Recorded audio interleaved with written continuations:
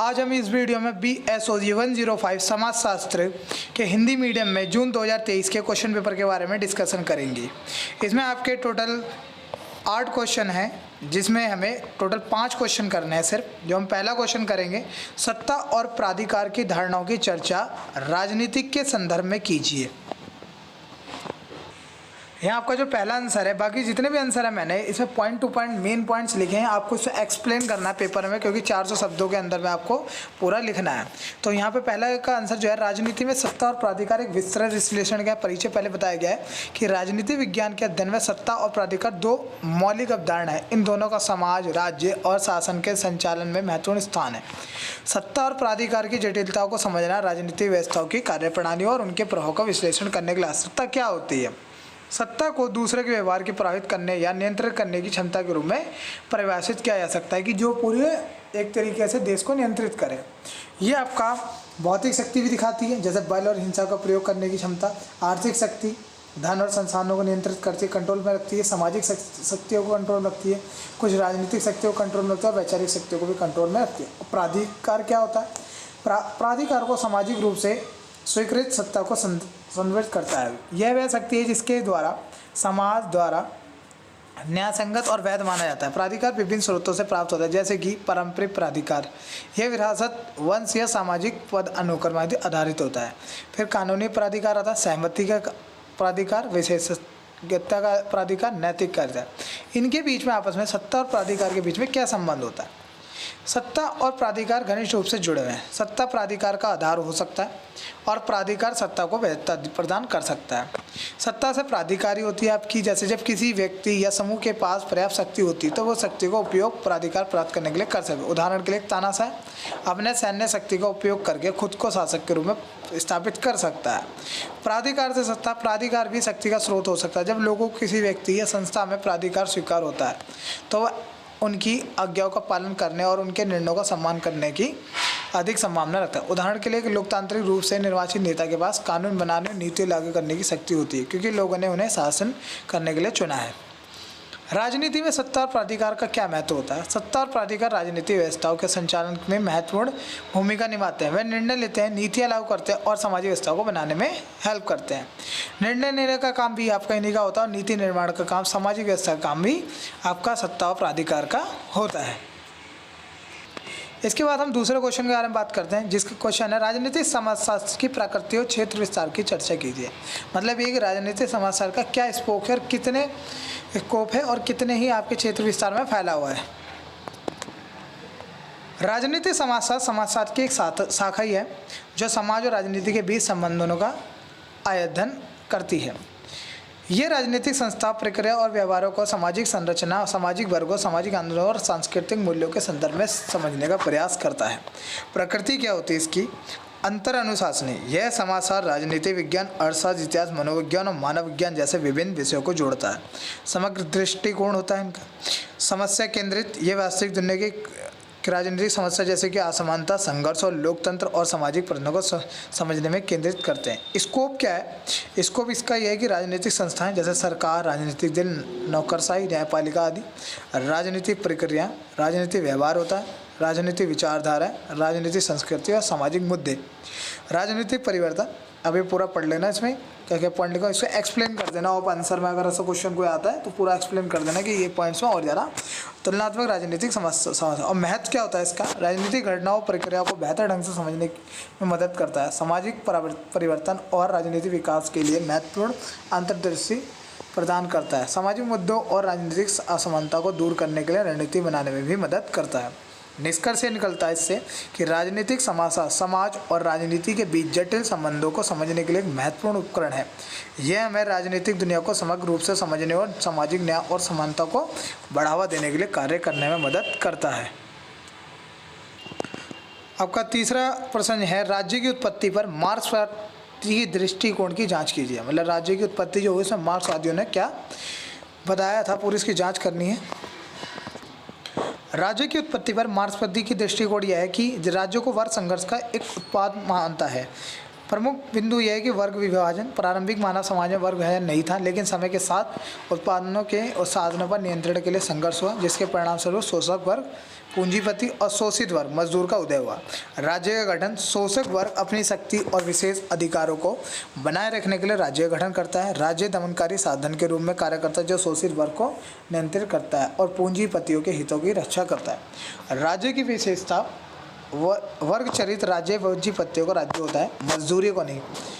दमनकारी उपकरण, पुलिस, सेना, कानून व्यवस्था आदि का उपयोग शोषित वर्ग को दबाने के लिए किया जाता है। अलगाववाद, राज्य समाज से एक अलग संस्था है जो अपने हितों के लिए काम करती है। अस्थायी संरचना, मार्क्सवाद का मानना यह है कि राज्य वर्गहीन समाज की स्थापना के लिए अनावश्यक हो जाता है और नष्ट हो जाएगा। मार्क्सवादी दृष्टिकोण के प्रमुख विचारक कार्ल मार्क्स थे, जिन्होंने मार्क्सवादी विचारों के संस्थापक थे, जिन्होंने राज्यों को वर्ग संघर्ष का उत्पाद बनाया। फिर फ्रेडरिक एंगल्स, वर्ग के सहयोगी, जिन्होंने राज्य के ऐतिहासिक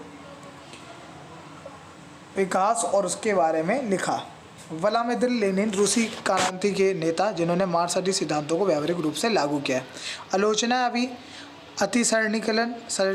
सरलीकरण, कुछ आलोचकों का मानना है कि दृष्टिकोण राज्य की जटिलता को अधिक सरल बनाता है। ऐतिहासिक साक्ष्यों का अभाव, वैकल्पिक मॉडल का अभाव हुआ था। निष्कर्ष यह है कि राज्य की उत्पत्ति पर मार्क्सवादी दृष्टिकोण एक महत्वपूर्ण विश्लेषणात्मक ढांचा प्रदान करता है। यह हमें राज्य की भूमिका और समाज के साथ उसके संबंधों को समझने में मदद करता है।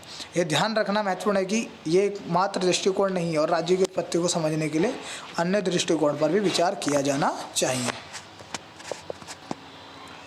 प्रश्न चौथा, प्राधिकार के प्रकारों की चर्चा करनी है और उचित उदाहरण देते हुए समझाना है।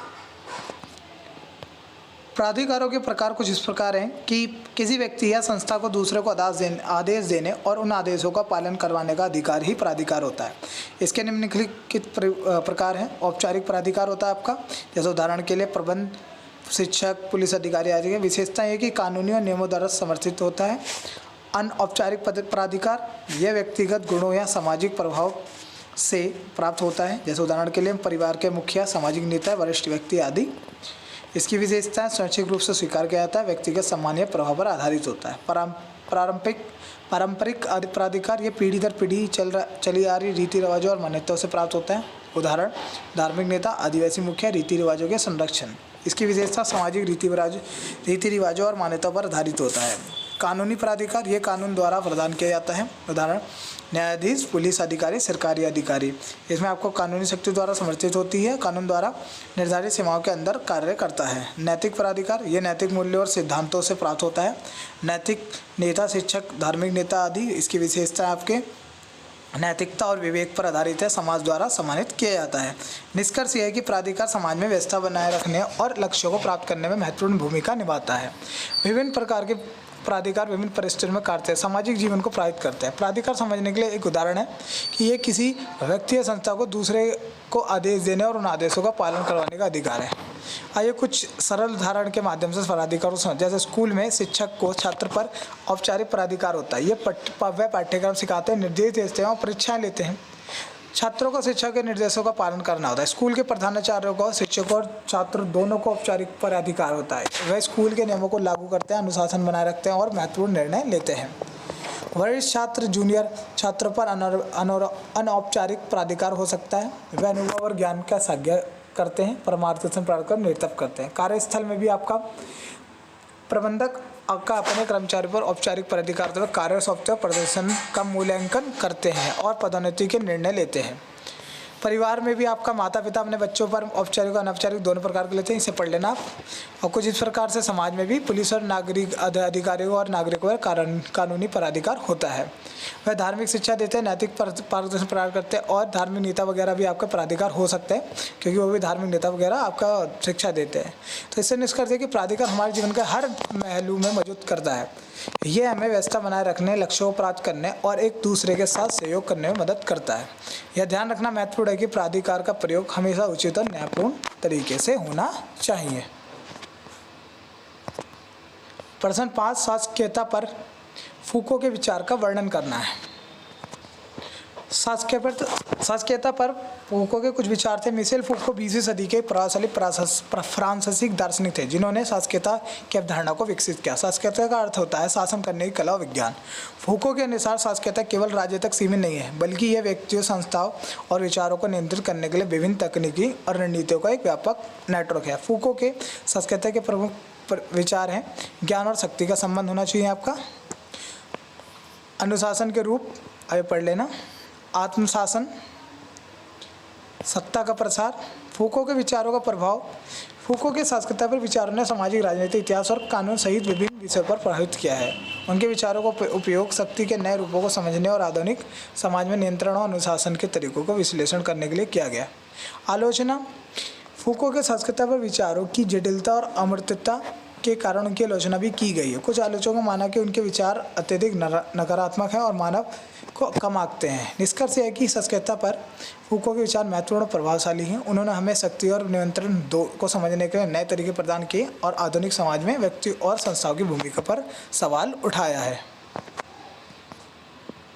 यहाँ पर ये पांचों क्वेश्चन इस क्वेश्चन पेपर के पूरे यहाँ पे डिस्कशन होते हैं। इसमें मैंने आपको शॉर्ट में समझाया, आप इसको एक्सप्लेन करोगे आप अपनी लैंग्वेज में। मेन पॉइंट आपको यही लिखने होंगे, जैसे आपको अच्छे से अच्छे मार्क्स मिल जाएंगे। बाकी और जानकारी के लिए हमारे चैनल को सब्सक्राइब करो और दोस्तों के साथ शेयर करना ना भूलें।